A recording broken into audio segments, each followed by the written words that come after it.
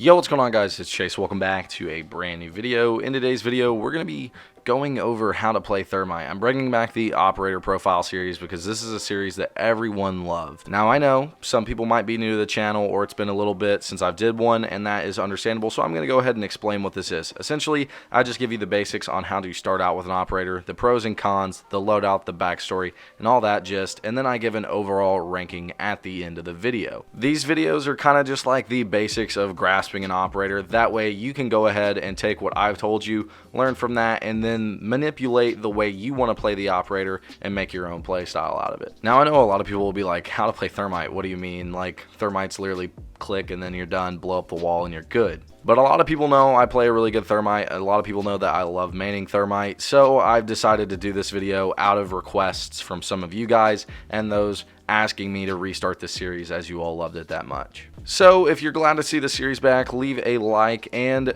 also comment down below who you guys would like to see next week. With all that out of the way, let's go ahead and jump into how to play Thermite. So starting off, Thermite is a 2-speed, 2-armor hard breaching operator. His name is Jordan Trace. He is 35 years old and he is from Texas. He was a 4th generation Marine. His family had been through lineages of military expertise, and after his first tour of Iraq, he became a volunteer as an explosive ordnance disposal technician.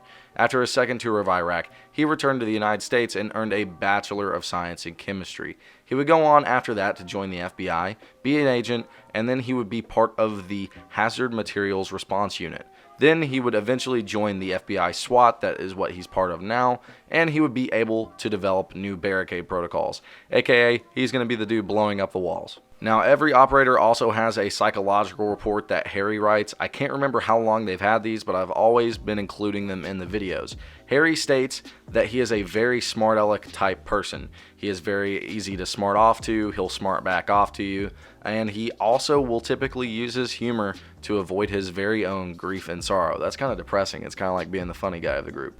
So let's go ahead and jump right into Thermite's loadout. He begins with his primaries being the M1014 shotgun, which is very terrible. I'm not going to lie. Don't use this gun. It's awful. It's a no-range semi-automatic shotgun. However, it's great for making openings in walls, and I guess people if you want to do that too. But yeah, seriously, don't use this shotgun. It's absolutely atrocious. I would never recommend using this to anybody.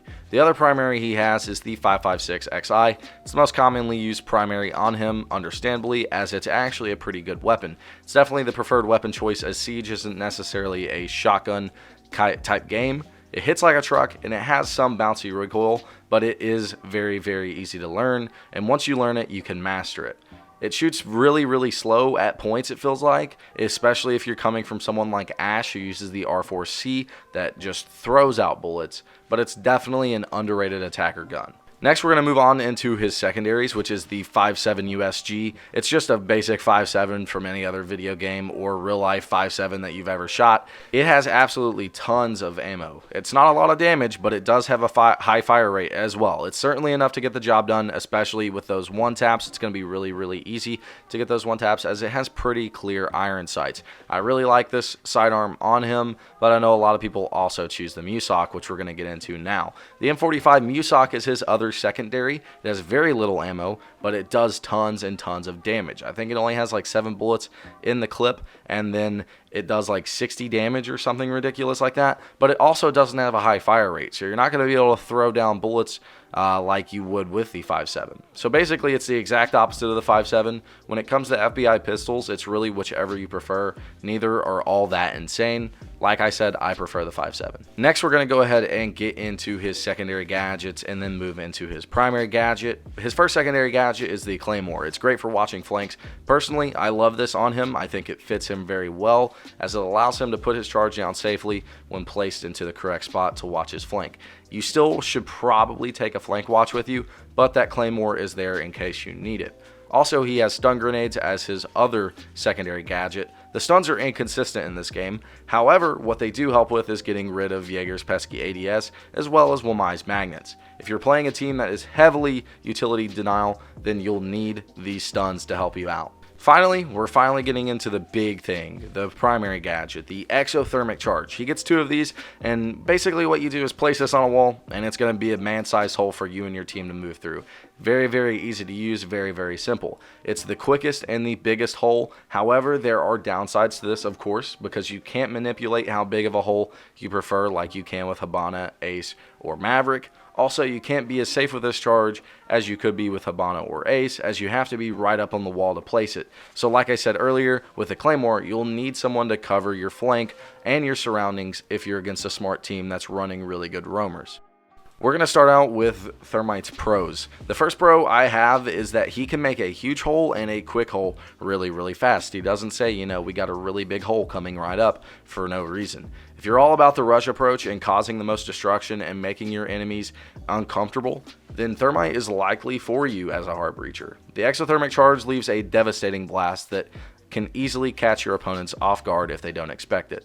He also has a very decent primary. As I stated earlier, the 5.56 is genuinely one of my favorite guns to use here in Siege. It contains loads of firepower, enough to demolish a whole team.